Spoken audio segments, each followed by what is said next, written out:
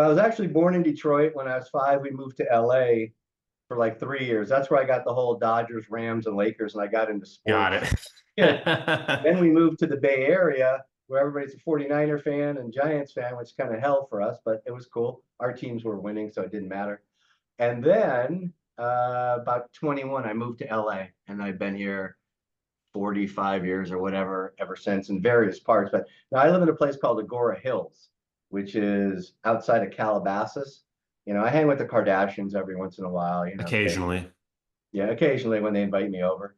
But no, yeah, I've been here. I'd love to get out of here, love to get out of I mean, I've always loved California, always. I'm a total California, but it ain't the California that I grew up with. It's a shit show. I've heard So, it's changed quite a lot. I went for the oh, first time a few months ago, and yeah. I I was mean, living in shit. like West Hollywood. It was rough. Yeah, oh yeah, oh yeah. The real truth of the matter is San Francisco used to be the the the diamond or the pearl of the world. I mean, not just the United States or California. San Francisco was like just an amazing, ridiculous, culture-laden gem. And now it's a toilet. It is a complete toilet.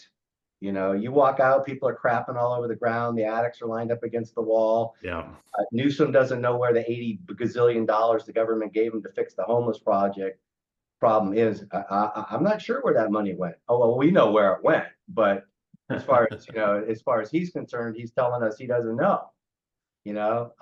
So, anyways, no, enough of California, but Yeah. all good. It's a brisk 75. I mean, it was hot. It gets to 110 here, but it's cool. Yeah. I'm joining you from the other side of the country right now in Boston. Okay. And it is, I think it's like a good like 73 or something. Yep. It gets cold here though. It gets really bad. Oh no, you got the cold. Yeah, I know that I'm not a cold guy. I'm that guy. Me If it's neither. 110, I'll go on my bike and I'll do the 30 miles and everything will be great and I'll sweat my ass off and it's great. If it's about 65, I'm like, nah, nah. A That snow that wind, day. even with sleeves and the whole bit, nah, it's too cold. I don't like that. I'm not a cold guy. It's good. Everything's good. Well, you're gonna love being in Houston for Hell's Heroes then. Yeah. Well, I mean, hot. I, my studio, to be honest with you, and ever since I've had my own studio, like in the house for 20 or whatever years, I never have air conditioning in here. It just never works out that way. It's 89, 90. I don't know. It keeps me in shape, maybe. I don't know. I don't mind it. If I know I'm gonna sweat and then I'm fine. But if I gotta like kind of dress up nice and then try to act like it's cool and not sweat, that's a problem. That's when it gets irritating. I'm the same exact way, man. I was living in Austin, Texas for a little bit, and I loved that heat so much. And then coming Yeah, back, I think I came back and it was one of the coldest days in Boston. I think it was like 10 below zero. yeah, And it's like, please take me back. yeah. No, I love the heat. I love the heat so much. I, Um, well, Hell's Heroes is so exciting, man. And it's advertised that you guys are doing like a classic set. Um, See, we like to look at it. We like to look at it this way. We only got a classic set. We don't have. We don't yeah. have 12 albums. The one thing I can say about Warlord and Bill, two things. The dude never wrote a bad song. He never wrote a filler song. And if you go look at the catalog, I'm not talking about Lordy and Guard. That was his own thing. I'm talking about Warlord. And what a lot of people don't understand when they see a Lordy and Guard song and then Warlord does the song, they go, hey, that was a Lordy and Guard. No, it was a Warlord song that Bill and I used to play back in the 80s or whatever. It didn't make the albums, whatever. And when Bill went off to do Lordy and Guard, which was great and fine, he did those songs, with the drum machine and his wife singing and stuff like that. But a lot of those songs were Warlord songs to start with, or Warlord ideas, anyways. So people don't know that, but we weren't like raping the Lordy and Guard file. A lot of those songs, Bill and I were doing. People don't understand. It was Bill and I for basically a year or two without bass player, singer, keyboard player, nothing else. We were just in San Jose jamming in the old warehouse. But basically, what we do is we just play. We play all of Deliver Us. We played Mrs. Victoria, Lost and Lonely. I'm sure you've seen the website, the set list on the thing. Yeah. there's other songs that we would love to play, like Soliloquy, but we only have 90 minutes, and we're trying to hit a little bit of each era, and make it work. And we've kind of fine-tuned a set that works really, really well. We're playing Warlord. We're not really playing, I like to think they're all classics, but that's just my ego. But I don't know what the classic, what they mean by that is. Unless they mean that we're going to play the classics because they're going to cut us down to 45 minutes. Maybe something's coming that I don't know yet, But no, we'll be the thing that the audience has to think about right now is when Bill was alive, we didn't play a lot of gigs, whether it was because of the singer, Bill getting sick, whatever the question is. Now we've had a chance where we've technically we played what, 8 gigs. And we could have, with this lineup, we could have played a gig after that first day of rehearsal. There's no question we could have played a gig. Could it have been a little, guys were nervous per se and whatever, just like any first time, but everybody had it down. We could have played a gig, no problem. When we went through rehearsal, it was kind of like this boom. But now the fact that we've played those shows, we've had the ups and downs, we had the goofy sound, we had, the guitar string break, we had this, we had that, we had all of a sudden, just screeching high end going through everybody's in ears. The band is pretty much, is it 100 dates under our belt? No. But with 8 belts with guys that can play like this, it's getting to the point where it's kind of getting kind of swinging and it's kind of nasty and it's kind of just moving forward instead of like everybody like, oh crap, wait a minute, E minor, C sharp. It's like we're out of that period. So even though looks like it has like, what do we have, like a 5-month layoff, I'm sure everybody will be ready and it'll all just come right back. So we're excited. 2025 is going to be a lot of dates. Dragon is booking us out of Europe, so we actually have a legitimate agency that's booking us, and we just want to play. You have to remember, Warlord. What did we play? 7 dates total in 40 years or something. Yeah. So it's kind of like we never got the ball rolling, and it was no fault of our own. It's just what things that happened, And so now it's really, really nice to have that feeling of going out. All the guys get along really, really, really, really well, which is a big part of it. And it's fun. And, stuff happens. Is it perfect? No, but no band is perfect. So it's great. I mean, I love it. I love that fact of going out, knowing that we're playing those songs, and people are starting to hear them. And you can see by the reaction, it sure seems like they like them a little bit, So I think we're good. I think Free Spirit Sword is going to be a classic record. I was so shocked to hear the whole thing, and be like, wow, the band has not stopped. The consistency is still there. And for me, when I saw Classic Set, I'm like, fuck, I want to see some of the new songs too. Well, here's the thing to think about. And this discussion has come up a couple times. And it's an interesting thing. That record was very, very, very difficult for me. Okay, the new one. That was not Warlord with Bill and I sitting there changing parts, playing parts. Dude, check this out. I'm going to play this little fill. Can you play something that matches to me? Okay. I thought it was very important to have a bridging album between the last album and where we go from here. I didn't think we could have just come straight out with like, hey man, here's a new Warlord album. Check it out. Okay. It was a very, very difficult album for me. The problem comes into play, 2 things. You tell me what song we take out of our set right now that has been around 40 years to play something off the new album that maybe 8,000 people have bought. What's so interesting is like, I kind of listen to everything all at once, because it's like, I wasn't alive in the 80s. Okay. So it's like, for me, I kind of, with the new record, I knew of Warlord, and then I dove into everything, Rise of the Ashes, everything, the whole discography. And for me, I know it was very controversial with Bill not being there, but it's like it still sounds like a Warlord record. Oh no, and it's absolutely a Warlord record in that respect of it's gotten that sound. Of course. Some of those guitar tracks are actually Bill's guitar tracks that we were working on in 2016 and 17 that I had in my computer. The Bell Tolls and the Bell Tolls and Worms of the Earth, we were playing back in the 80s, just Bill and I jamming those out in the warehouse. So all this music was somehow connected, but it wasn't the Mark and Bill Warlord record, here we go. So it was very difficult for me. The other thing that you have to think about, yes, you weren't born, but we just played the thing in Milan, okay? Yeah. It was screaming. It was out of control. We do a meet and greet, and I'm sitting there thinking, okay, they put you up on the pedestal, and the people come by and they regulate it. Unbelievable festival, unbelievable people, just pro. I thought we were the Rolling Stones or something. The thing I noticed though, I would say 97% of those people were over 50, easily. So you're talking the diehards, okay? Yeah. Talking people that waited their whole life to hear Deliver Us. They waited their whole, not their whole life, but they waited and waited to hear that. And that's where the fan base really is. Yes, we have a new record out. I don't have record sales totals, but I know we're not blowing the doors off. I know nobody's really blowing the doors off with record sales just because it's a hard market to crack. Just to sell records these days is a tough thing.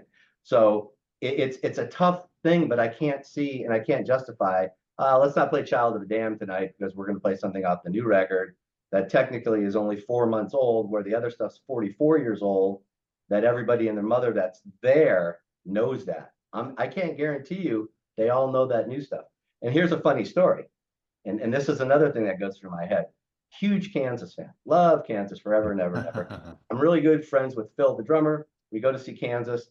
They're popping out Wayward Son. They're popping out Icarus. They're doing the stuff. The 2,000 people are going absolutely nuts. Billy Greer comes to the microphone and says, "Hey, we got a new album out. Here's it." Man, people are just shooting it to the bathroom. And it kind of hit me. It's not that it's good. It's not a judgment on the music. It's a judgment on the fan base and how they react. And you want to give them what they want. I'd play Child of the Dam 6 times if they wanted to hear it 6 times. We would play it 6 times. You give them what you want. So at this point in the game, the band is kind of brand new. We need to really nail that set over and over and give the people what they want. As time progresses, it's kind of up for grabs. But I'm still thinking in the back of my head, there's songs from the past that we're not putting in a set. Soliloquy is one. Enemy Mine is another one. I'm going, well, wait a minute. Sons of a Dream. Those are like songs Staples. that, pardon me? Staples, I think. Yeah. And it's kind of like, it's a great problem to have, but I'm not so excited about rushing into the new while we haven't really, utilized what we have in the past. Because you got to remember, we didn't saturate any countries. We didn't saturate. You can't say, oh man, you guys were here so many times. We're sick of you guys. It's the opposite. First time in Italy, first time in Belgium, first time in the Netherlands. No, we played Germany. We did that with Wacken and the other gig and so on and so forth. But yes, we've been to Greece, but Italy, France, first time. They haven't seen it. I don't want to deprive anybody of what the legacy is, and then we'll move on. But that's always kind of a dilemma and a question of what it is. But I'm just trying to cater to the audience. And yes, there's going to be the audience that says, "Oh, I want to hear this and I want to hear that." But it's like, okay, we're not going to do the Bruce Springsteen and play 2.5. No promoter's going to let us do that. So, okay, what are we going to take out? Mrs. Victoria? I think I'm going to get a couple letters on that one. So that's kind of that's what that dilemma is about. And that's just something that bands always struggle with.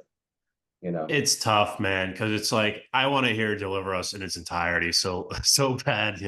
But also like it's so interesting to hear, and I respect it, and it's like I feel like old fans get the say over me.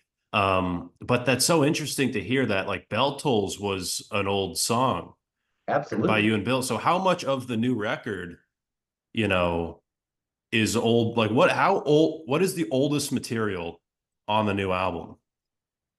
Uh, Probably the thing with me and Bell Tolls and Worms of the Earth. We were doing that before. Those were like right after Deliver Us. We were doing that. So 83, 84. And they've been kind of like reworked and Yeah. played in time with a click track. All the Hmm. things that you need to do these days. But yeah, it was those were the basic songs. We have the demos. I have the demos. Giles has the demos of all that stuff. A lot of that other stuff was either like Lordy and Guard ideas that were put together or Conquerors and Alarms. I was working on with Bill. I have it here on my computer and I look back at the date. It was 2016, 2017. And because of his illness, he just couldn't get it to the point of album. He sent it to me. I was working on it. I had stuff. We were in that process of, okay, cut these bars out, add these bars. He was just so sick he couldn't muster it. I mean, there'd be days that because he had a gastro kind of thing, and when your stomach hurts, forget it. I mean, I'll Yeah. take a screaming headache over a stomach ache any day. And he was just down for the count. So it was kind of a sad situation. And that's, I remember back doing Rising Out of the Ashes in 2000, whatever. We were in New York, the early 2000s, 2000. And he was on so much medication for this gastro issue where he's seeing the doctor. It was difficult. It was a tough situation, and that's the only reason. I remember we played that show in Crete, the Chania, whatever it was the last performance with Bill. I mean, we basically had to pick him up and put him on the stage, and prayed to God that he didn't fall off the front. It was just, it was heartbreaking, but at the same time, he wasn't about to be denied. So we did everything we could to take care of that. Yeah, how did he feel about that? Like that was his last show. Like what was his like thoughts after that performance? Well, the truth of it was, thoughts after that performance, we talked about doing another record like Deliver Us. Okay, none of the big movie soundtrack stuff, none of the big, horn sections or whatever Yeah. was going on. Child of Damn, Lucifer's Hammer, Penny for a Poor Man, 3 to 4 minute rock tunes, Bing Bang Boom. Let's just kick it again. It's kind of come full circle. Let's do that, and just couldn't get it to going. And it was kind of interesting that people on the outside say, "Oh, it was so unexpected." It's like, oh man, everybody on the inside knew for 20 years it was coming. You know, so that's why we tried to do that festival when it came up. Like, okay, let's go do this. We might not have a whole lot more shots, and let's give this to Bill. To do. So that's kind of where that came from.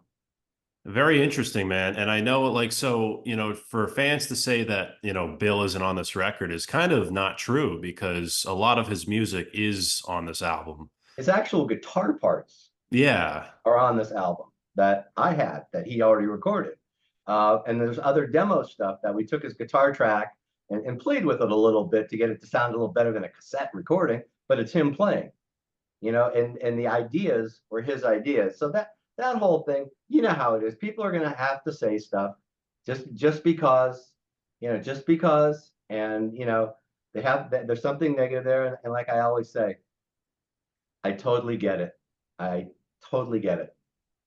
If you're not into it, don't buy the record, don't go to the show, but you don't have to sit there and have diarrhea of the mouth and just talk about something negative about a guy, especially when it's been published. The emails and the texts of Bill saying to myself and Giles, keep my music alive, keep going, don't stop, put it out. He told me several times toward the end, he goes, dude, just go get a guitar player. Anybody can cop my parts. He goes, just make sure that they're good. And of course, and go play. He goes, let the music, as Joe Perry would say, let the music do the talking.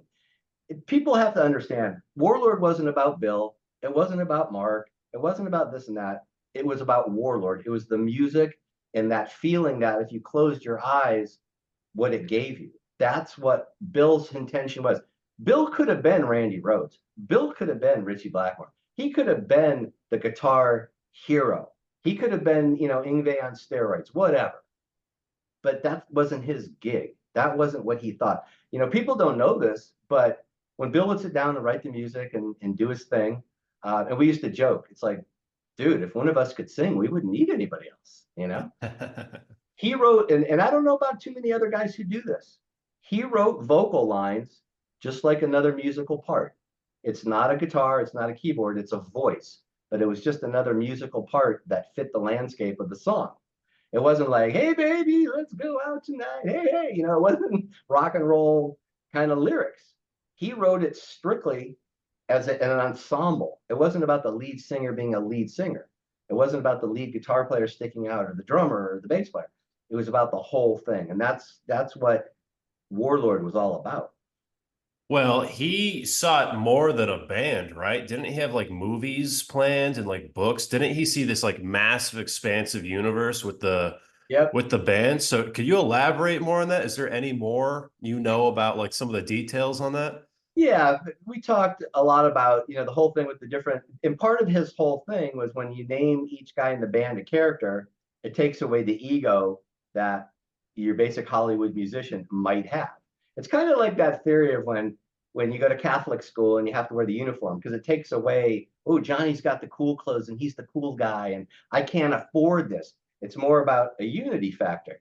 So he had that idea. He had ideas for songs for each guy or girl or whatever the hell we were doing at the time. He had a song for each person. And then he had ideas of where there could be different, you know, whether it's TV shows, movies, or whatever, but includes the characters and not an overly science fiction, crazy kind of thing. But it's so funny because we used to take such a bad rap, and so much criticism about the names and stuff back. And now you see a dude running around with a KFC bucket on his head and he's heralded as a god. So I'm kind of asking myself, were we ahead of our time? Were we complete fools and idiots and missed it? Or what the deal was? I think Bill was way ahead of his time. I mean, there's no question about it. I mean, look at Kiss and what Kiss went on to do and how big Kiss was at the time. Bill was kind of down that same line, but a little bit more intellectually deep than what Kiss is. And it's not taking anything away from Kiss, but no one's gonna and those are brilliant guys. There's no question about it. But they were going more for that kind of pop, like the mass audience. Commercial sound. Yeah, which is great. Which is great, and God bless them. And I wish I played in Kiss, but because then you'd be talking to my people, you wouldn't be talking to me. I want to, yeah, But no way. you know what I mean? But the truth of it is, I mean, picture this: San Jose, California, about 1975. San Jose, not known for the hotbed of metal or rock. At 75, it wasn't even really happening. Here's this guy, really thin kid, the long black hair, the sunglasses, the red and white striped shirt, size 27 Jordache jeans. I mean, guy was a stick, and then the white Capezio sitting at a bus stop writing Lucifer's Hammer on his way that he's going to work in the bookstore. I mean, you can't make that shit up, and like I said, the guy never wrote a bad song. I never heard the guy play a wrong note. I don't mean like shredding and he had a wrong note. I mean like in the music that he played, it just he had it down. It came from having those acoustic guitar lessons rammed down his throat as a kid by his parents. He Yeah, had he seems to have such an insane like musical background. it was just basically what we all did back there. I started drum lessons at 7. It wasn't rammed down my throat. When I would stop practicing, the lessons stopped. And then I'd have to show interest again, and then the lesson started. I played in all the school bands and all that kind of stuff. But Bill was that, the Greek classical nylon string guitar, having lessons at a very young age. And it was he told me it was kind of rammed down his throat a little bit. He didn't have a choice. He didn't have a choice in the matter. And it kind of went on, and he developed what he wanted to develop. And he became Bill, you know. So before, I'm not sure if this is before or after you met Bill, what was that record you got into that introduced you to heavy music and made you want to pursue that genre? Oh God. I've been, like I said, I've been playing since a very, very, very, very young age, and just I was heavily influenced around my house, Motown, Tijuana Brass, bands that had a lot of groove. It was all about the song. Um, when the music came in, well, I remember hearing the first Rainbow record. Oh, actually, well, here's where it really goes back to. And you're younger, so I'm not sure if you'll even remember, but the first 3 Journey albums didn't have Steve Perry on them. I don't know if you ever heard those. Yes. Yep. I mean, Journey Familiar. was a Bay Area band. We used to see them all the time in a club that held like 200 people, and completely blew me away. As much as Neil Peart was Neil Peart, and we can get into that in a minute, Ensley Dunbar was the first guy that I saw play the China inverted. Um, he played traditional grip, and he just completely tore it up. But he wasn't that drum guy. He tore it up in the rhythmic sense of being part of the band. He wasn't that guy, like some of the drummers. Did he overplay? No, because he was within the context of what was happening, and he accented, and he brought the level up, and he created emotion. Guys that overplay, when they say, "Oh, the drummer's overplaying," he's not fitting the context of the rest of the music. If you're locked into the rest of the music, you're not overplaying. Someone might not like that style, and hey man, I just want to hear boom tap, boom tap, boom tap. But if you're playing in a band situation, you guys are all moving in the same thing. That's not overplaying. Yeah. But watching Ensley Dunbar and just be able to take the drums and a lot of the technique that with the hi-hat and the linear thing with the two hands and the 2 feet, I stole from him. I used to sit there with the record player all the time. And that's kind of what got me going in that realm. And then there was guys like, Cozy Powell with the double bass kind of thing, and Tommy Aldridge, Steve Smith when he played with Journey kind of brought the commerciality of kind of hard rock into it, those kind of guys. And, you know, what really influenced me a lot though was Tower of Power and a drummer named Dave Garibaldi. And I studied with a guy who was really good friends with Dave. So I got all that stuff and I got his book and I'd sit down and just take it apart. And just taking those ideas and applying the concepts, not necessarily stroke for stroke, because I'll never sound like him, just like he'll never sound like me. But I studied for a while with an Afro-Cuban guy just to get the concept. Oh well, the kick drum doesn't always need to be on one, and the snare doesn't need to always be on two and four to make it groove. The whole idea is you got to make it groove. So I was grasping from all kinds of different stuff. I never wanted to have to rely on playing a top 40 gig to eat. I wanted to be and Eddie Van Halen. I mean, I was playing a long time before Eddie Van Halen came on the scene, but I wanted to be that kind of guy where it was my sound. It was me. Now that's killed me and hurt me in ways because people are like, yeah, we'd really like to play, have you play in this band, but you're known for this. So we don't think you could do that, which is kind of bullshit. But I, it's like I have a style, I play a certain way. And people have said over the years, oh, I can hear it like 2 bars in, who this is kind of thing. It works for you and it doesn't work for you. If your band sells a lot of records, it works for you, obviously. But, I always wanted to be that guy. I never studied basic rock and roll drum fill book. You know what I mean? I never studied the same things that everybody else. I kind of went my own way and heard things that I liked. And I went in that direction and studied that and tried to rip that off and learn from that. So that's where I kind of come up from. I'm not a big prog guy, believe it or not. And I'm not a big, I mean, to me, heavy metal is, Black Sabbath, Heaven and Hell. Never an Ozzy fan. I know that people are gonna whatever. Great songs. Never a big vocal fan. Obviously, Dio's number one. But just it's the song, it's the melody. It's I find power. I can find power in the simplest of pop songs. It's not about the guitars. Even though Tony Iommi, I mean, there's nothing left to say on that. But that kind of stuff, I'm not a big. I don't. It doesn't really go past Black Sabbath for me as far as the heaviness. I'm not a Slayer guy. I'm not a Metallica guy. Those aren't my kind of bands. Nothing good, bad, or different. It's just not what I like. Where I like to go musically. You know. Yeah, and that's honestly, it's funny enough, it's no surprise, especially with Dio. Yeah. Like it's being the drummer Warlord, like a more theatrical. So that makes a lot of sense. And I feel like a lot of people kind of those first couple Journey records. I know Journey gets played a lot and people kind of push him to his side, but those first few records are fantastic, man. It's kind of like that first Styx album where everyone Uh-huh. kind of lets go of the Paradise Theater, whatever, but Yeah. that first record's great. It's funny, and I know there's a lot of controversy going on, but Neil Sean, there is no better. Here's the guy, the melodies and the stuff on the pop stuff.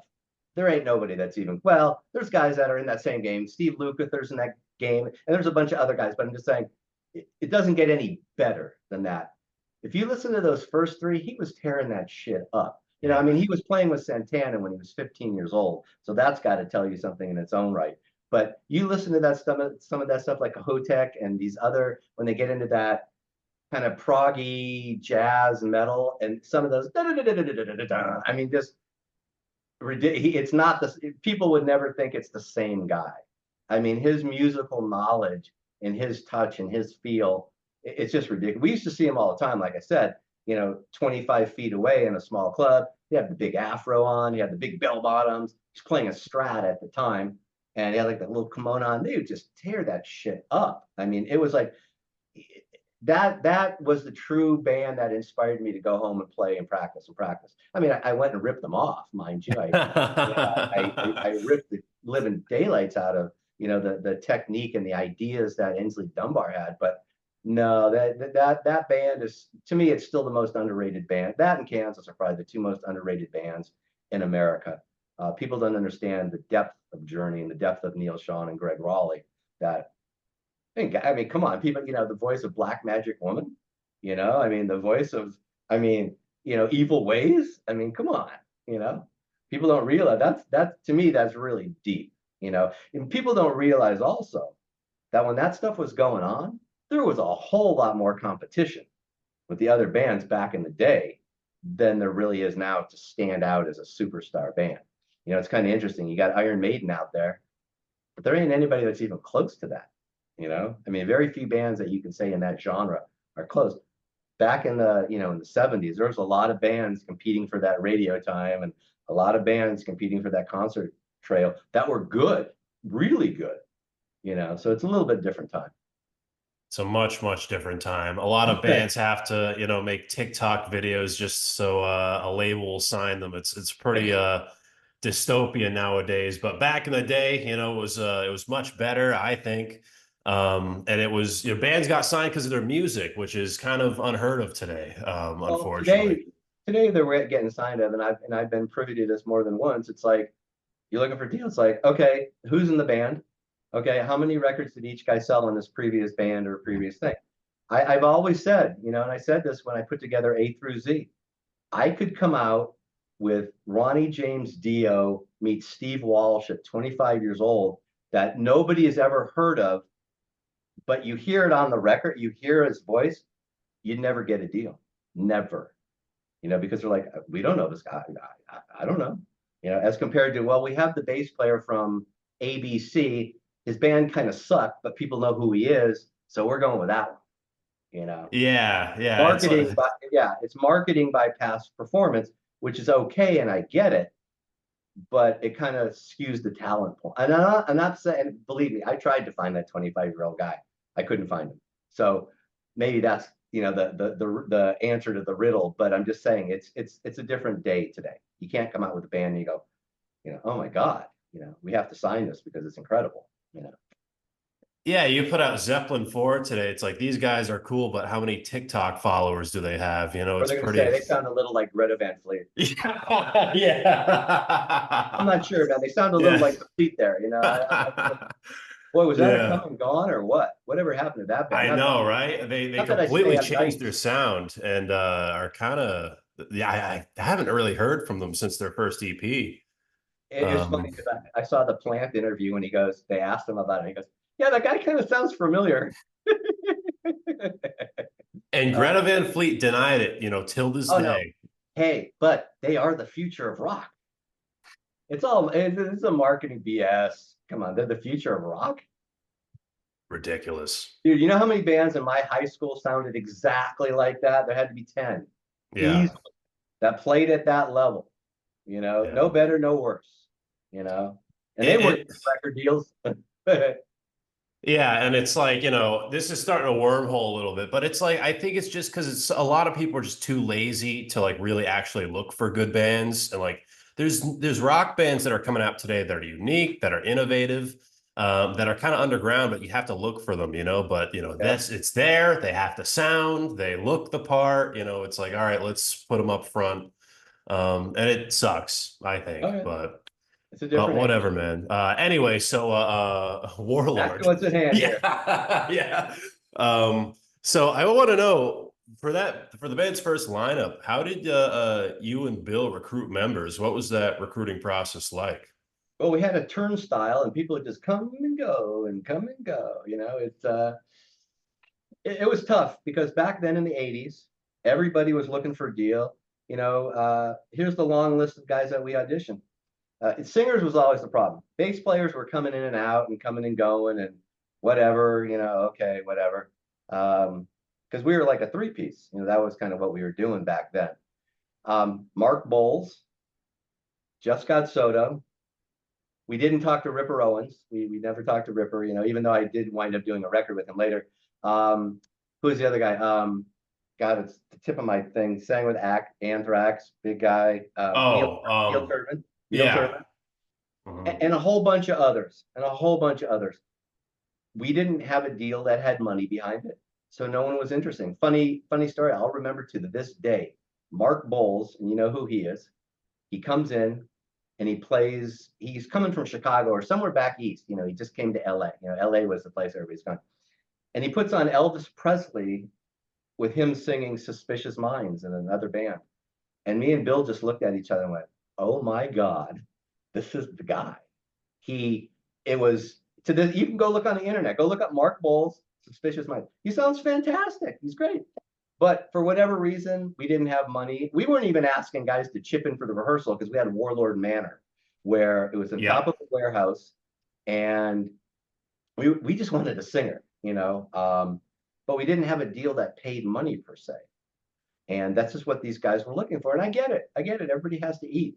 So the member thing was tough, you know, and then people have to realize that Jack, the singer on Deliver Us, who he loved his voice, was a pop singer from another band that was just doing this to do it. And he completely fizzled out. People have to also realize that every single word out of Jack's mouth was fed to him by Bill, note for note, word for word, syllable to syllable, end of conversation, nothing else. That's it. So this wasn't like this great creative force. It was a voice, like we talked earlier, where Bill could funnel his ideas through.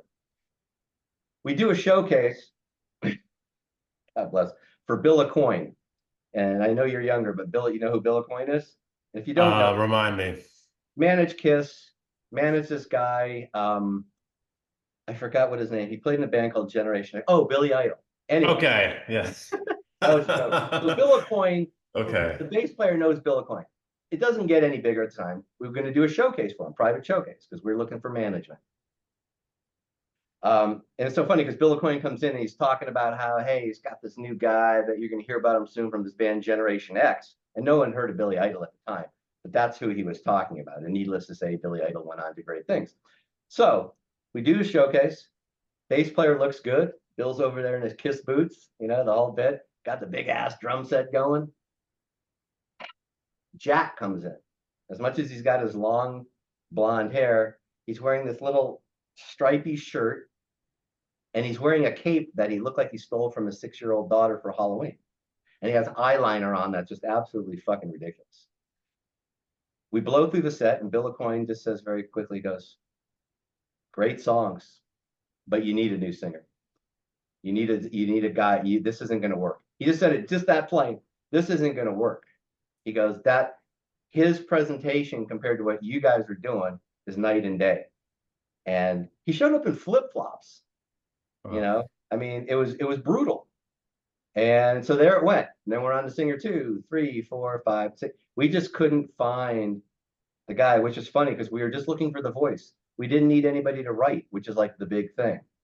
And you know, we had guys, funny, quick Warlord stories. We had guys that would come in and when we do demos, just demos, they would need to turn the lights off, get in stage gear, light the candles, and they still sounded like shit. You know, so it was very frustrating. And that's what basically drove Bill out of the game. It was like, okay, here's another quick story. There's a manager, Michael Browning, managed this little quartet out of Australia called ACDC.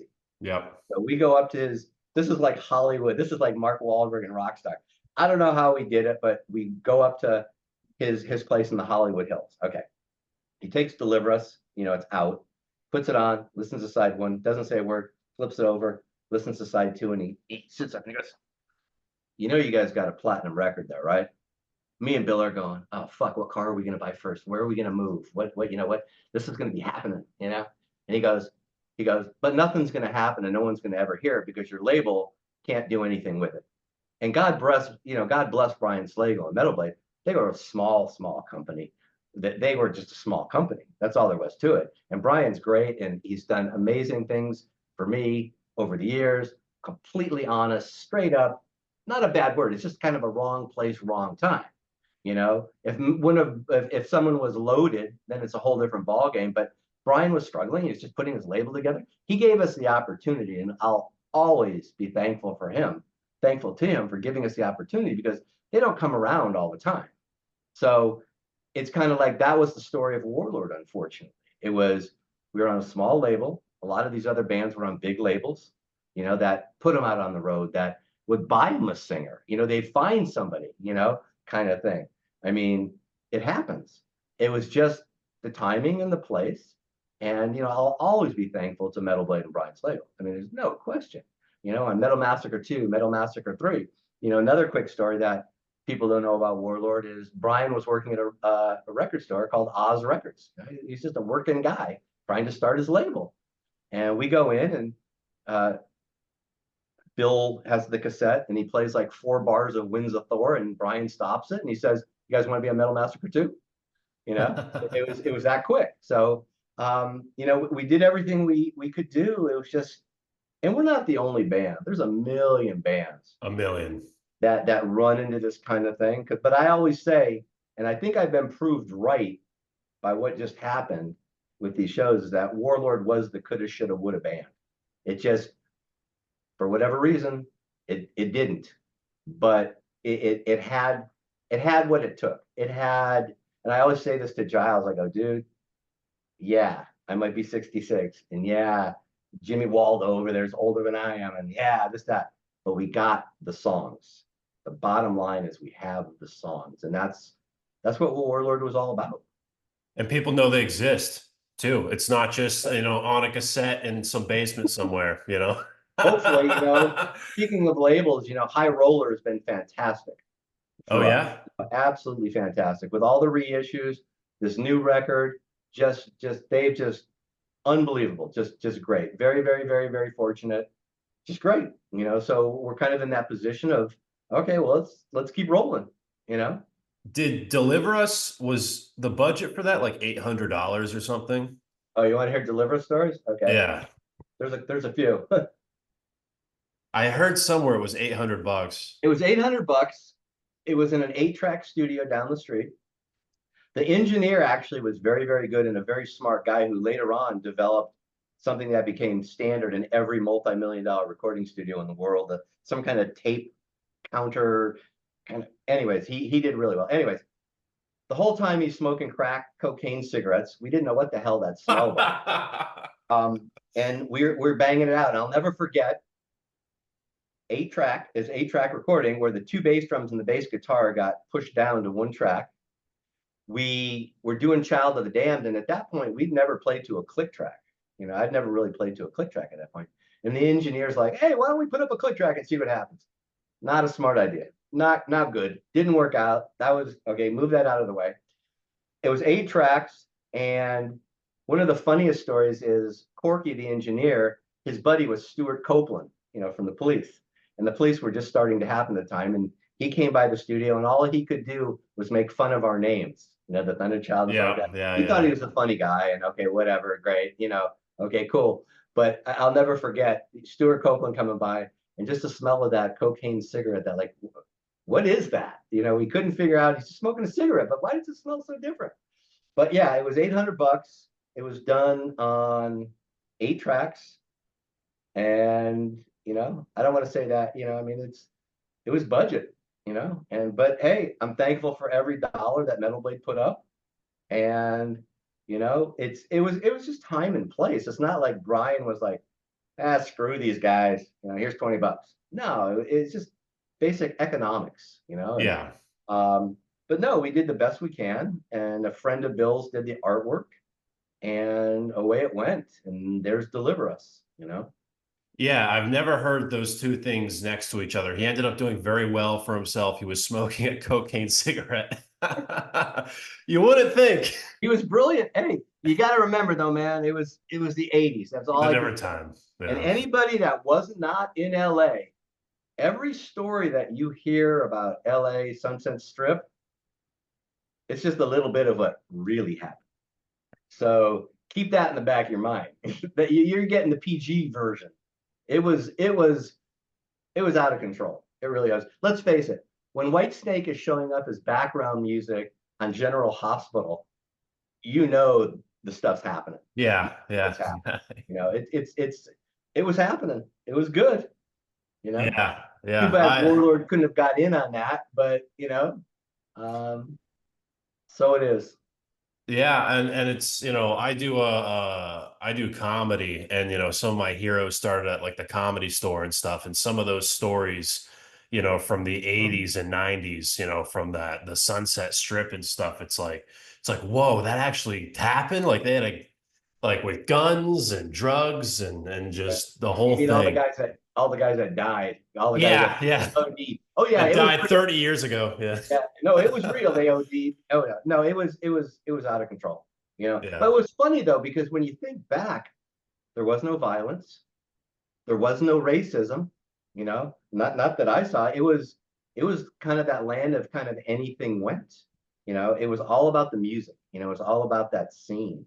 I don't ever remember any kind of racist crap being thrown around. Um, I don't know. Dudes were trying to look like chicks. I mean, what can you say, man? It was a great time. What can I say? Ahead of its time, I guess. Yeah.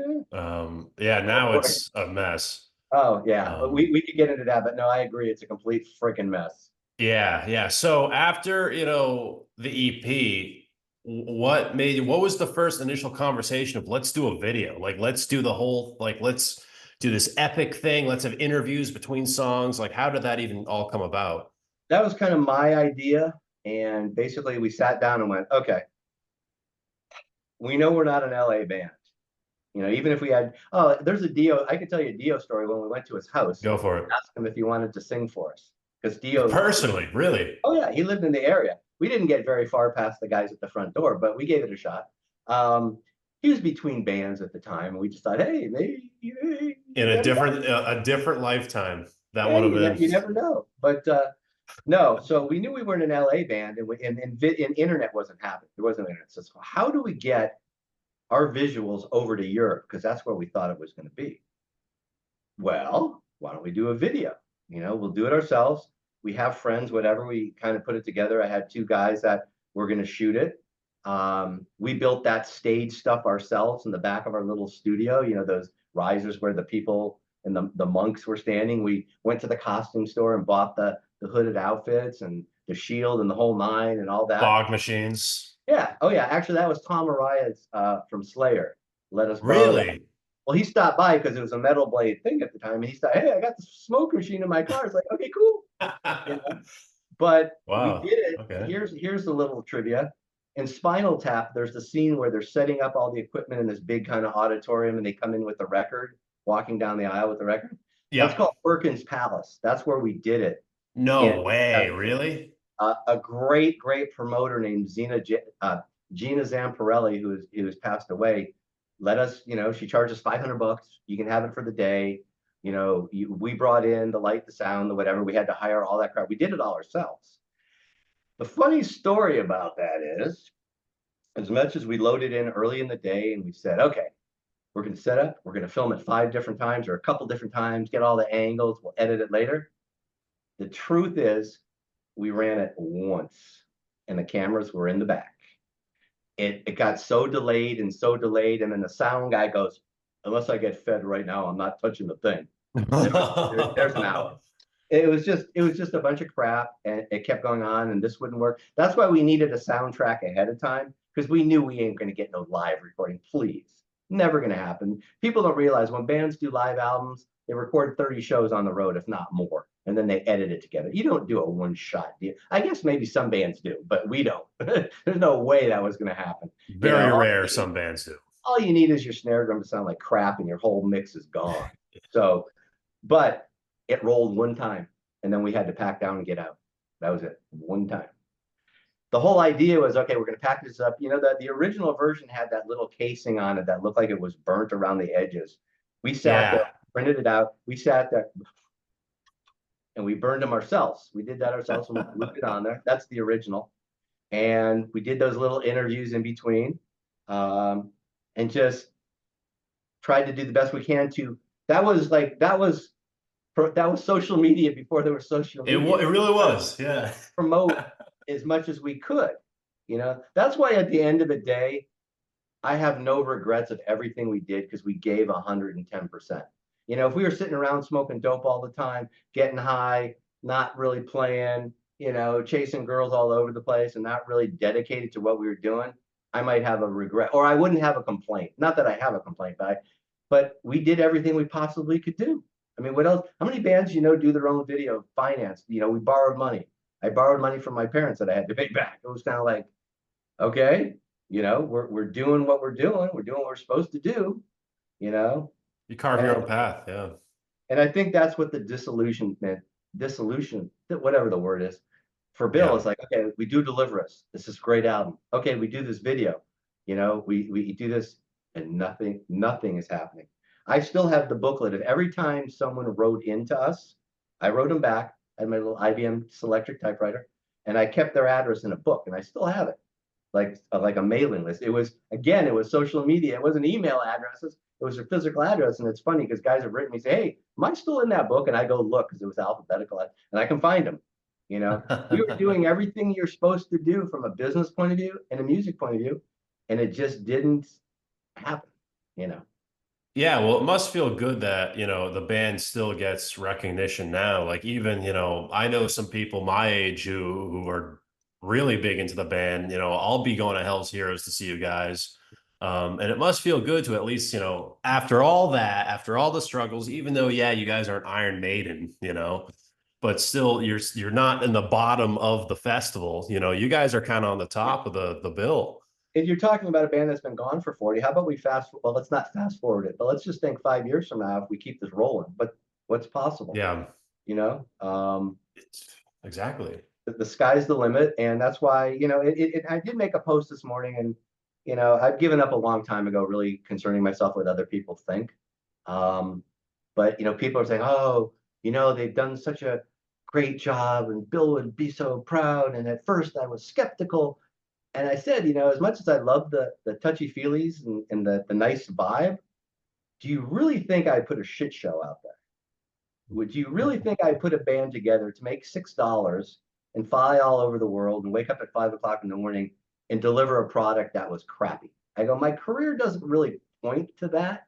It's not really what I do. So it's kind of interesting. Yes, there is satisfaction that, like, okay, yes, it's not Bill, but this thing is rolling, and the only negative thing that someone could say is Bill's not there, and sorry, I can't do much about that. Okay, we could use the old hologram if we wanted to go that route. Oh God. Yeah, exactly. So Yeah. no, I'm satisfied with that. All the guys are great. I've got older guys, I've got younger guys. They're all great. They all get it. They're playing for Warlord. They're not playing for themselves. They know that we're playing note for note. We're not going to do a blues jam so Eric can show how cool he is. We're not doing it. It's about the band. It's about Warlord, and that's what we're doing. And it was his wish as well. Yes, it's right there. It's been published on Facebook in the emails, and some clown says to me, "Oh, anything could be photoshopped." Oh my God. I mean, I have explicatives for that one, but no, he flat out said he wanted us to continue. It's about the music with Bill. Bill had a gigantic ego when it came to Warlord. Bill did not have an ego when it came to Bill, if that makes sense. Yeah, it He was does. he was protective of Warlord. He wasn't protective of himself per se. And as you could tell, he didn't portray himself as a guitar god. That wasn't his gig.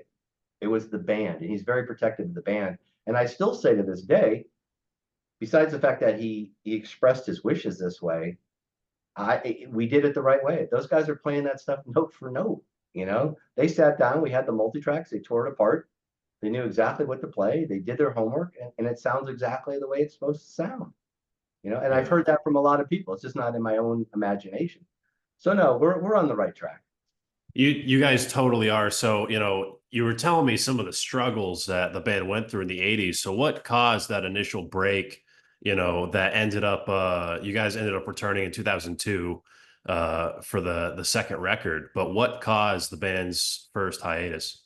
Well, we were living in Warlord Manor, and Warlord Manor was 104 degrees, no air conditioning, a self-made shower. Um, we became very close friends with the cockroaches. There was five of us eating off a salad bar plate at Bob's Big Boy. I can tell you how many times water has to run through a coffee filter before forget it, it's done. Uh, Ugh. I used to go to the Mexican bakery around the corner that made these amazing cookies that were about as big as your hand for a quarter. I'd buy four of them for $1 and I'd eat them. I'd kind of get sick so I wouldn't be hungry. I'd kind of get sick to my stomach. So, okay, the hunger's gone. I mean, we did amazing things with a baked potato. I mean, it was great. Not in that way, like eating wise.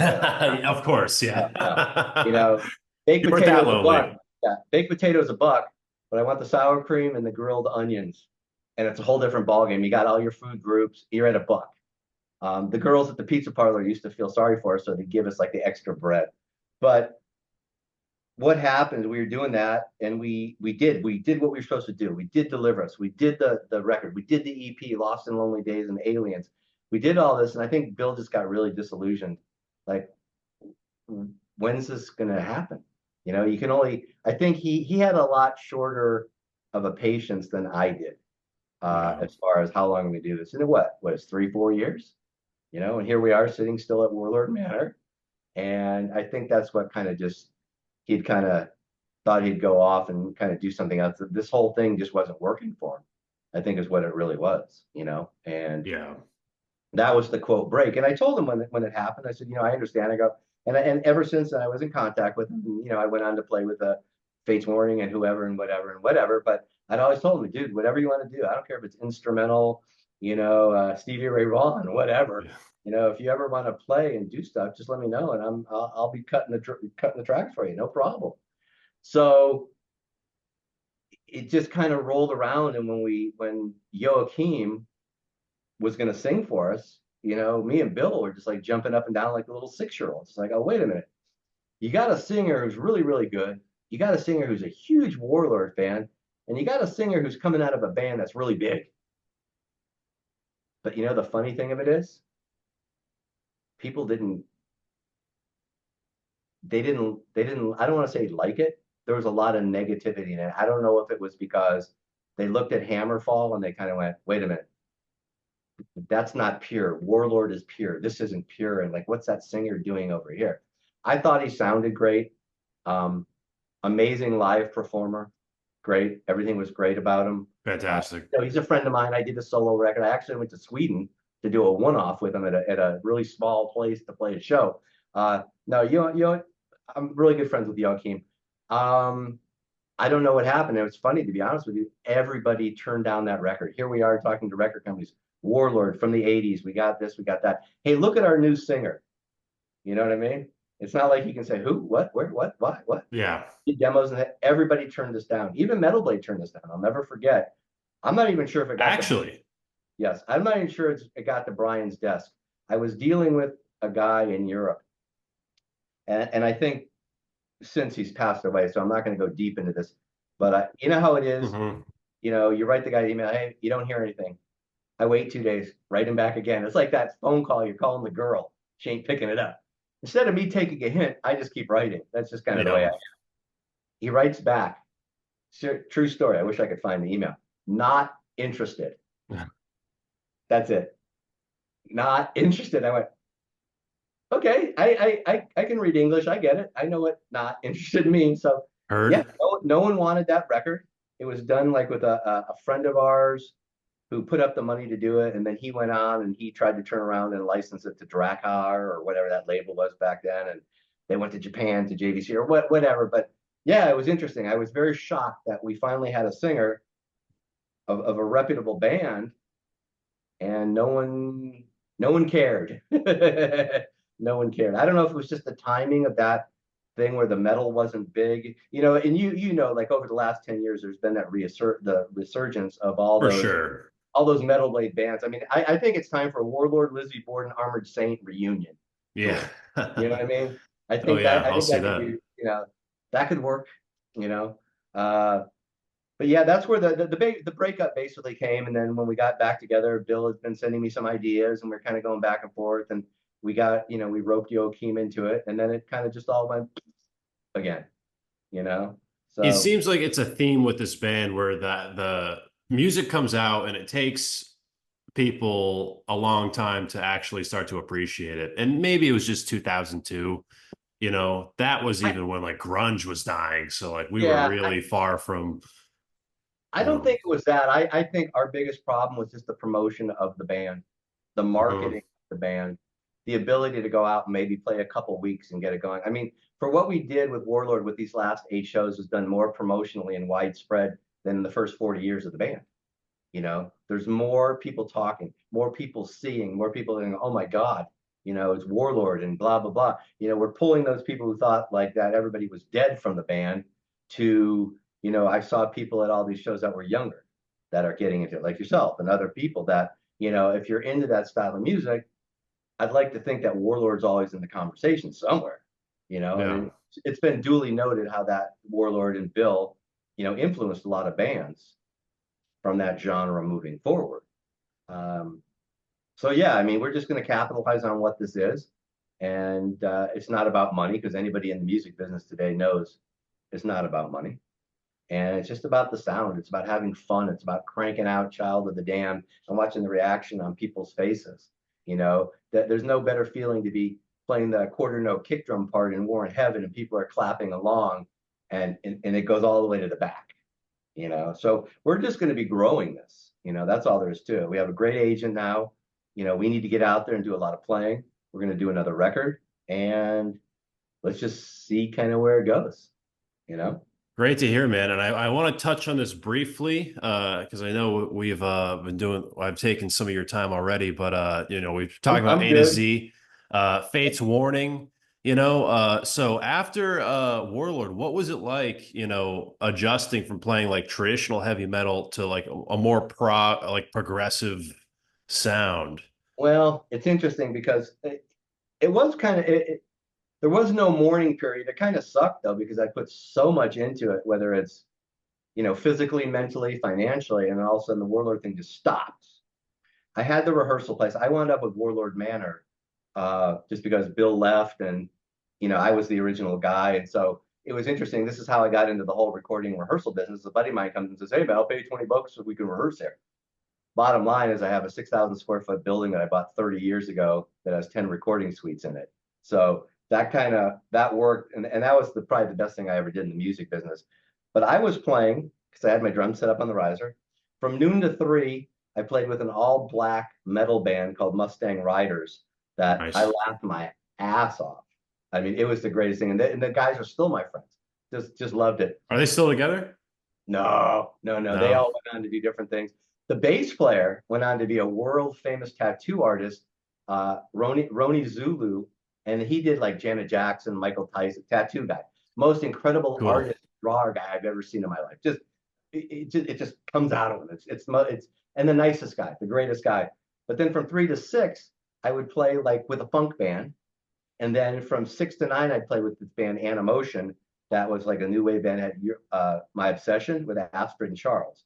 That is the band that I learned all about electronics and all that kind of stuff. So I kept myself busy. I was like, I got to get into this. I can't sit here and wait for Deep Purple to call because that ain't going to happen. What am I going to do? Go knock on Dio's door again? Hey, you need a drummer? You know, I was just playing, playing, playing, playing. But in the meantime, I had done a gazillion records for Metal Blade with Bill Matoyer doing the drum tuning. When he'd go, Bill Matoyer was the engineer that did all those, Bitch, Cryptic Slaughter, Sentinel Beast, DRI, Yep. Board, and Sirathungal. The list goes on. These guys couldn't tune their own drums, so Bill would bring me in, pay me to tune the drums, so we'd get a better recording. And Fate's Warning was I did a couple of their records, and Jim was like a big Warlord fan. And what happened was he asked me, do I want to join the band? And I told him very honestly, I go, if you're staying in that same style, I'm not your guy because I'm not into that. I'm not into that kind of style. That's just not me. He goes, oh, no, no, no. The reason we're asking you is because we're looking to change. We want to go. And then obviously here, Perfect Symmetry is totally different than No Exit. It was just playing music. I approach music the same. If you sent me a song or if my dog sent me a song or my mom sent me a song, I approach it the same. I listen. Well, I take that back. I lied a little bit. With Fates Warning, I was trying to shove everything I knew into every song.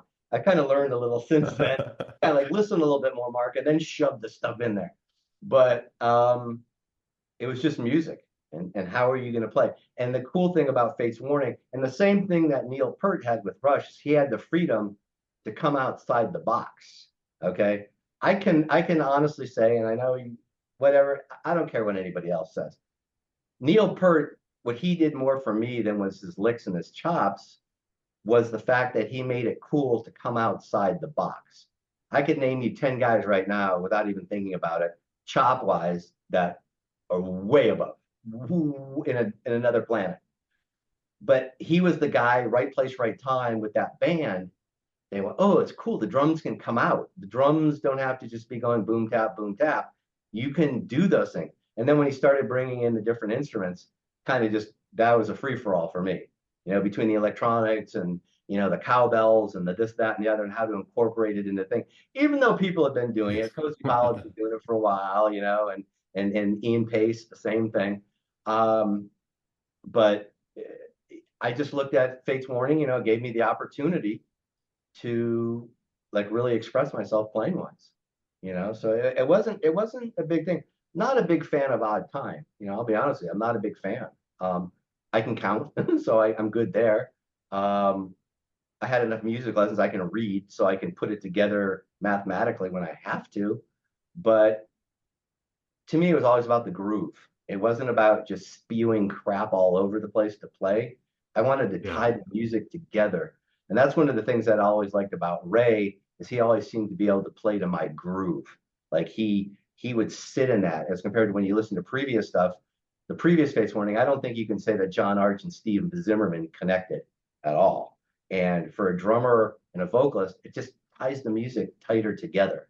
And you can hear that on the A through Z albums as well. I mean, that's one thing I always liked about Ray is he always because he was raised more on a R&B, pop, rock, whatever. So he knows what groove is about. He knows where the backbeat is and how to make, the funk kind of happen per se. Yeah. Um, but yeah, it was just an opportunity, and I tried to, just make it as musical as possible. So what was that first initial conversation like between, you and Bill about potentially bringing the band back together? At what point are you talking like the 2013, 2014?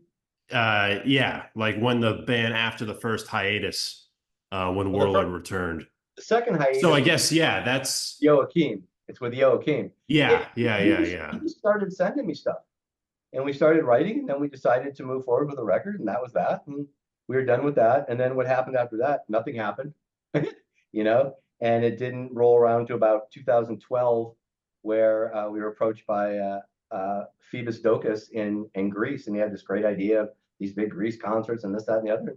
We were game for it, and we put it together, and we played the shows there, and that was like spectacular.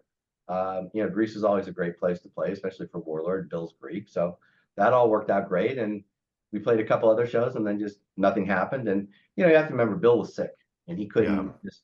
He would have to prepare like for a couple months to go do something, whereas most of us can take a week and we're ready to go. Um, and that's kind of what it was. I mean, it wasn't anything unbelievable. It wasn't like all of a sudden Child of the Dam was #1 in Japan. It wasn't that, which is going to be interesting because I always thought the first press that Warlord ever had was in Kerrang magazine. I mean, was it Kerrang or Burn? Anyways, I always thought Warlord had a Japanese appeal just because of that whole Ritchie Blackmore, Deep Purple, the way yeah, bands are so big there. And it's going to be interesting in March of next year. We're going there to play a couple shows, so it's going to be an interesting. I'm very interested to see what that reaction is because I always thought Warlord could be a big Japanese band, So for sure, we'll see. for sure. But yeah, the get-togethers were nothing any like earth-shattering. It's like, okay, let's just see how this goes. Okay, we're putting the songs together. Oh, we got these offers. Oh, that'll work. That kind of thing. Yeah, Just made okay. sense to do. Bill was always game for it if he was physically able. I mean, seriously, he was like seeing doctors to prepare for this kind of thing. You know what I mean? It got that bad. It got to the point of that, like, okay, doc, in 2 months, I'm leaving here. What do we have to do to make sure I'm ready? Kind of thing. Yeah, So, a lot. yeah, it was tough. It was tough. So you were talking about earlier, your time with Ray and whatnot, and then you guys went off to do A to Z, which I actually discovered from the art. So I was like, "What the hell is this?" And then ended up listening to it, and I was like, "This is sweet, man," and I really enjoyed it. So what was that first initial conversation with Ray to form this band? Well, two things. Do you know who the Uh-huh. you know who the artist is on that? I do not. Really? Let me ask you this. If you saw that album cover and it was a Rush album cover, would it surprise you? It would not. I assume there's a similarity there. It's Hugh Syme. Is it actually? Yeah. I've Okay, known that makes Hugh, sense. I've known Hugh since Parallel. Well, Perfect Symmetry. He did Perfect Symmetry. He did Parallel. Yeah. We Oh, became, okay. I mean, Yeah. we don't hang, but he's a really, really, really cool guy. And when it came down, okay, you want the A through Z story. Uh-huh.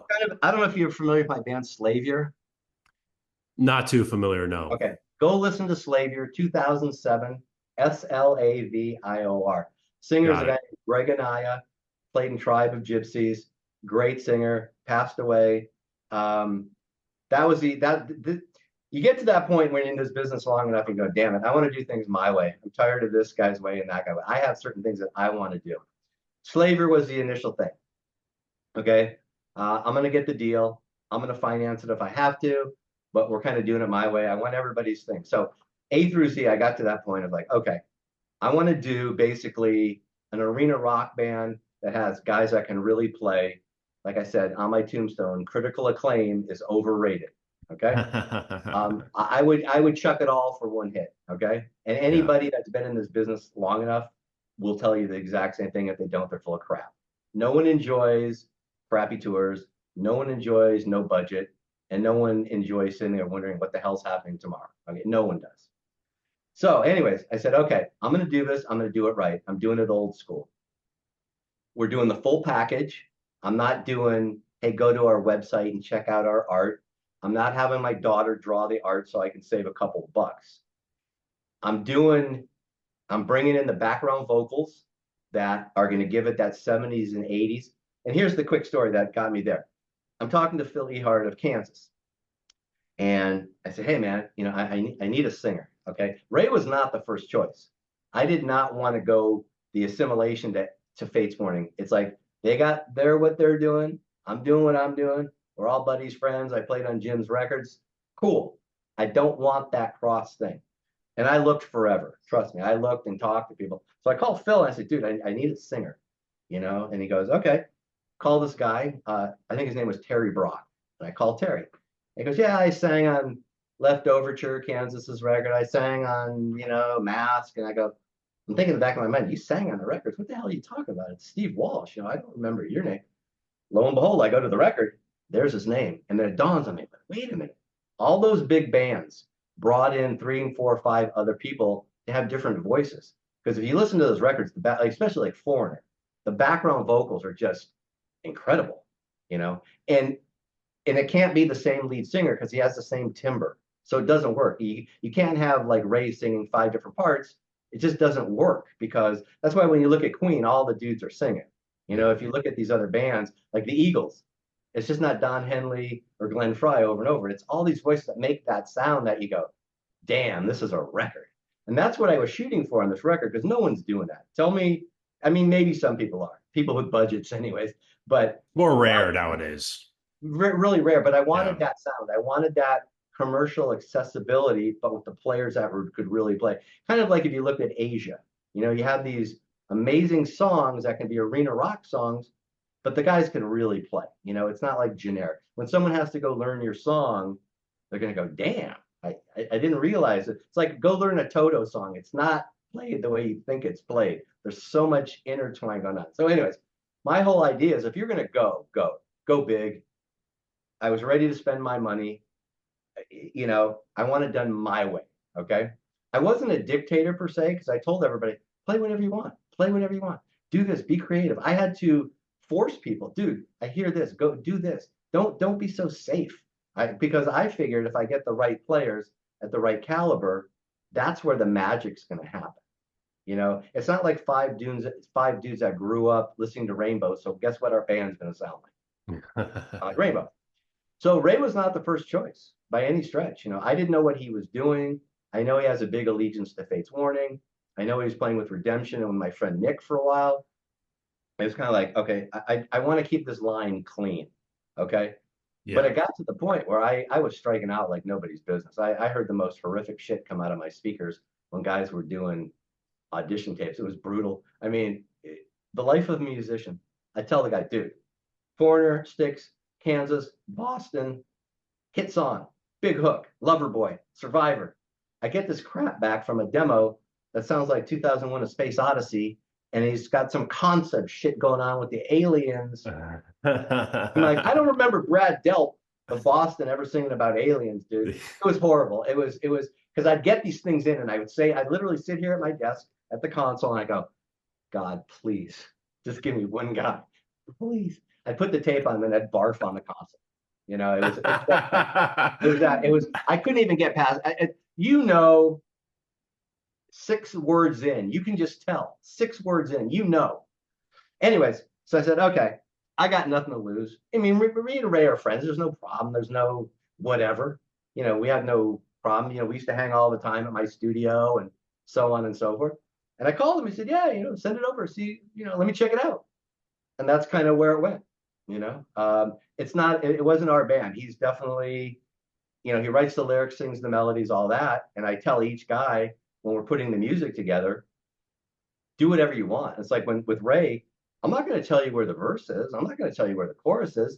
You figure it out and you write to what you think is best. And what's really interesting, especially on the first record, there's spots where I thought the chorus should be where the verse is and the verse would be where the chorus is, just musically.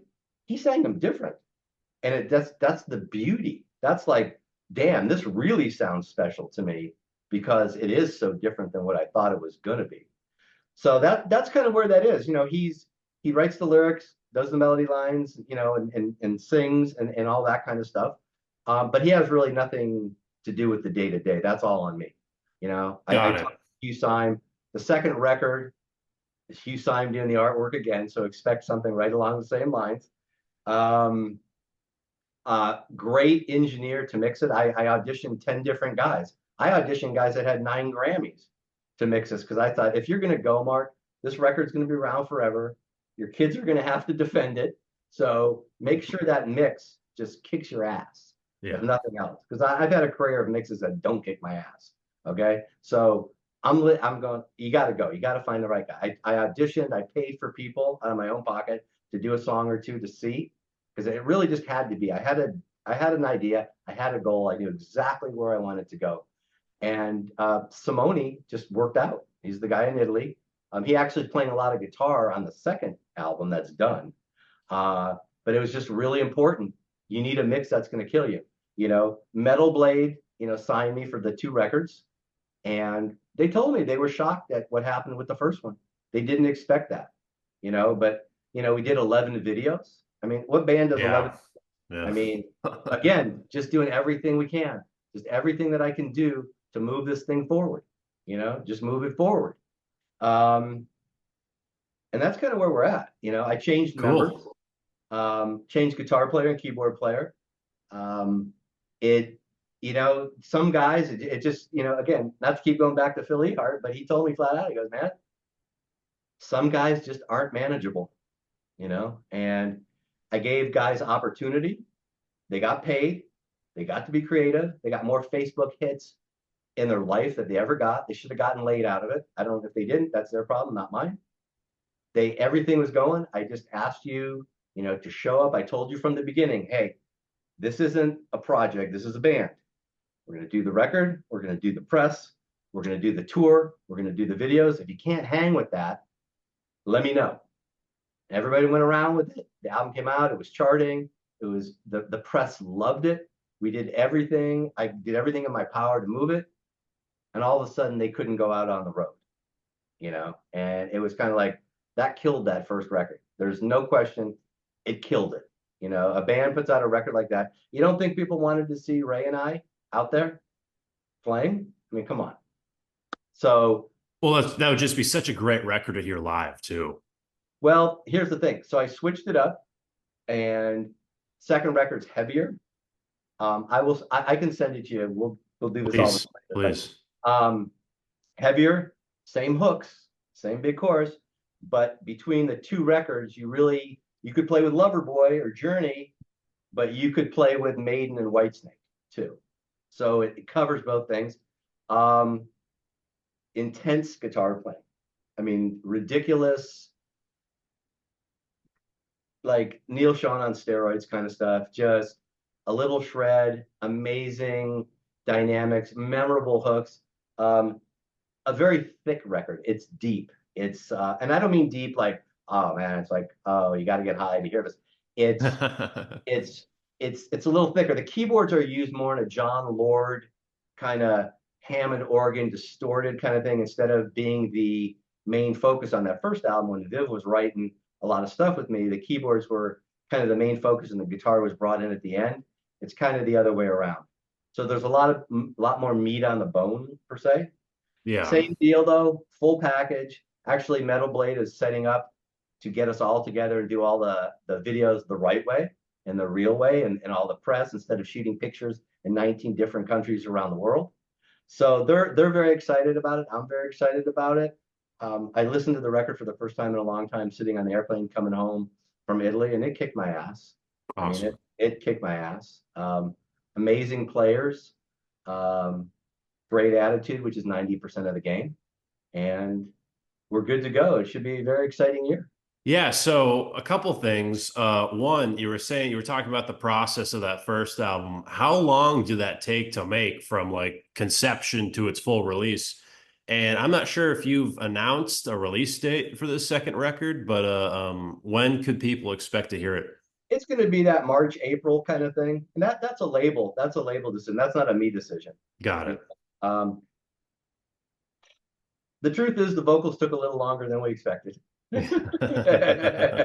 They always do, I'm being polite. apparently. Let's just put it this way: if you know Nick Van Dyke from Redemption is playing the guitar, one of the guitars. Simone's playing the leads. We kind of had like a rhythm lead kind of thing going. Jimmy Waldo is playing the keyboards. Philip Bino is playing the bass. Same old, same old. And truth to the matter is, me and Nick started writing a long time ago, and we put it together rather quickly. Music doesn't usually take us very long. We're pretty much dialed in on the right thing. It always seems like vocals take a little longer. Um, so yeah, I mean, that's why I wanted to get going. As soon as I found out that these guys didn't want to go out on tour after that the first record, I'm like, okay, I get it, whatever. There's not much I can do about it. Let's do this. Let's start writing that second record so it's right in the can. Because there's all people don't realize that when you turn in a record, especially with vinyls to this day, it's a 6 month to 9 month process just because of a delay and the way the business is. So, okay, well, we have all these months off. Let's start writing. And all of a sudden, these guys just disappeared. They thought they were going to take the music, write the music, have Philip play the bass, have Ray sing, and then have Mark come in at the end and play his drums and finance the whole thing. No. So basically, I got to that point where I had to go, okay, I'm not going to be held, hostage by guys that I gave an opportunity to that no one knew who the hell they were before this was starting to happen. And like I said, I financed the whole thing. You don't get Hugh Syme, for a dinner. Okay. Yeah. You don't get guys like Simone who are class act, state of the art engineers for dude, do me a favor. Okay. Yeah. But it was important to me to get this. You got to do it right. Money comes and goes. And at the end of the day, that record's forever. And I think a lot of people lose track of that when they're banging out records. Hey man, I made 500 bucks. I don't care if it sounds like shit and the album cover is horrible. I made my 500 bucks. You can make 500 bucks easier than going through that whole process. Okay. For To me, it's sure. about legacy. To me, it's about they look back and they go, damn, this guy wasn't screwing around. This Yeah. guy knows what he's doing. And I've said it once, I'll say it 1,000 times. Of nothing else, when this second record comes around, I mean, I've been playing the drums 59 years. Okay. And my first lessons when I was 7. Good experiences, bad experience, a lot of experiences. Okay. Learned a lot of stuff. But what this record hopefully shows is that the guy's just not a drummer. Okay. He has a vision. He's heard enough music in his life from Tijuana brass all the way through. And I have an idea of what I want to do. Kind of like what Bill had, a little different. I'm not that deep on that side of things, but I have a vision of exactly where I want to go and what I want to do. And this record will show that it's not necessarily the people, but it's the guy kind of running the show that knows how to keep these people in line and moving to that centralized goal. Learned a very valuable lesson after that first record that you really got to have guys that you can trust. You really got to have guys that have your back and get it. And the true story is Nick Van Dyke, who's been a friend forever, a dear friend, says to me, he goes, we're going to do this, but when it comes to live thing, I have a very important day job, which he does. And he goes, I might not be able to make these dates, but I'll give you guys who can play my parts. So professional, mature, and guys that are concerned about what's happening with me. And, like you said, he goes, you put so much into this that you can't just let that first one just fall off the cliff and die and go nowhere. So it's just about the people around you, which has a lot to do with, obviously they got to be talented, Yeah. and you got to create what you got to create. But the second record, I think it's really something. I'm very proud of it. I will get it to you. And, it's on its way to the label already, and it's in the pipeline per se. So it's going, but it's going to be very exciting, and we're going to go tour this one. I've already talked to Ray. He said he's good to go. So yeah, we're going to tour. And what's kind of cool too, it's after that first one, I was getting this thing from some of the booking people. Well, you only have so much material. You guys can play some Fates Warning, and are you going to play this and that? And it's like, okay, slow down. But now we don't have to worry about that. We have two Yeah. albums. We can play whatever you want. Plenty. So we're going to be good. And the first one's like 55 minutes long, I believe. So it's like, it's Yeah, not like yeah. It's not you'll have like, plenty. yeah, but if they want 90 minutes or whatever, we're good. We Yeah. can do it. We can do Well, it. Mark, it was great talking to you, man. I cannot wait to hear this second album. And the Awesome. Warlord stuff. It was just this was such an insightful conversation. Now, what's the best way for people to stay updated with everything you and your music? Well, I'm not an overly like I'm not on Twitter, TikTok, blah blah blah blah blah blah. Facebook basic. You can find me on Facebook. Not too many Mark Zonders rolling around. You can find that. The Warlord stuff is warlordband.com. That has everything, all the stuff. Eric, our guitar player, has done one of the guitar players has done an amazing job with getting the website up, and now with all the stuff that we just did, going to be posting this and posting that. The dates are on there for the tour dates, the different releases, and all that kind of stuff. But we're definitely planning on kind of stepping out, and Warlord will continue, and it'll be in the vein of Warlord. But obviously, Bill's not here to write, but everybody involved knows where we're supposed to go. It's not going to be a reggae record, even though I thought it'd be kind of cool. Like Warlord does most of it. We're going to do a bunch of remakes, of like Grapevine would be kind of cool. It's that kind of has an eerie thing. No, Like uh, like an undercover album almost. no, absolutely, absolutely, absolutely no. But we're going to definitely continue, and there's plans, and start writing and kind of see where we can go. And it's that same philosophy, man. Cool. If you're into it, great. If you're not, move on. You Yeah.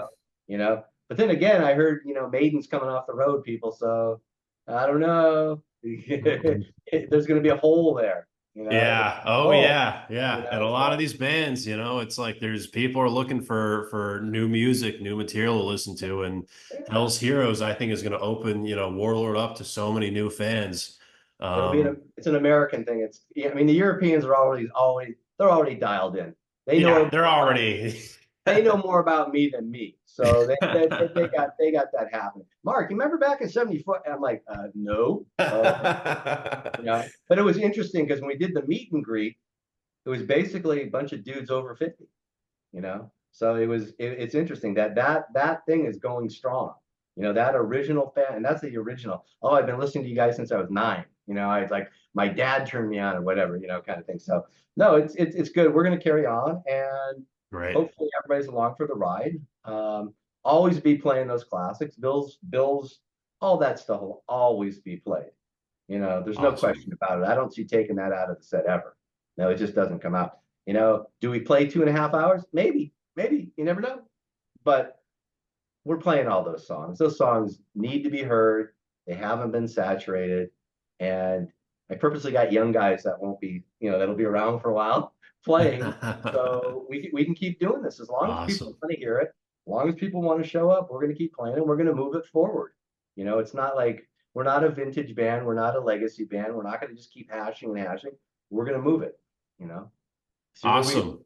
And I'll see you at Hell's Heroes, man. And I cannot Awesome. wait to We'll see you. It was great definitely meeting hang you. out. Definitely Of hang out. course. I'm Okay. Brandon Battick, and this is Disturbing the Priest.